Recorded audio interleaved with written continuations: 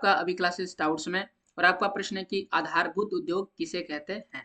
आइए सवाल का जवाब लिखते हैं। वे उद्योग जिनके उत्पाद को अन्य वस्तु बनाने के लिए कच्चे माल के रूप में प्रयोग में लाया जाता है उन्हें आधारभूत उद्योग कहते हैं।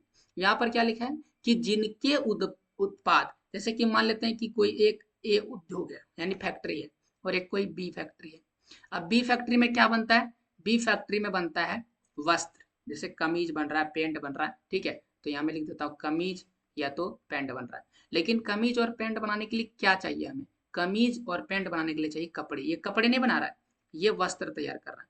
तो ये कपड़े कहाँ से आएंगे, कपड़े से आएंगे किसी और फैक्ट्री में जो क्या कर रहा है, सिल्क या तो कपास से कपड़ा बना रहा है। तो कपास से क्या बना रहा है, कपड़ा बना रहा है।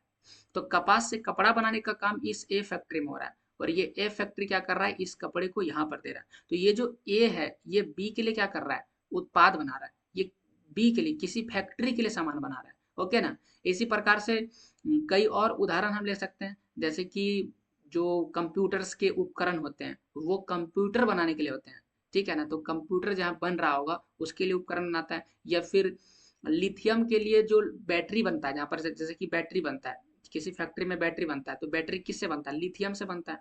तो जहाँ कहीं भी फैक्ट्री में लिथियम बन रहा है, तो लिथियम किस लिए, लिथियम बना के वो किसको दे दिया, जो बैटरी बना रहा है।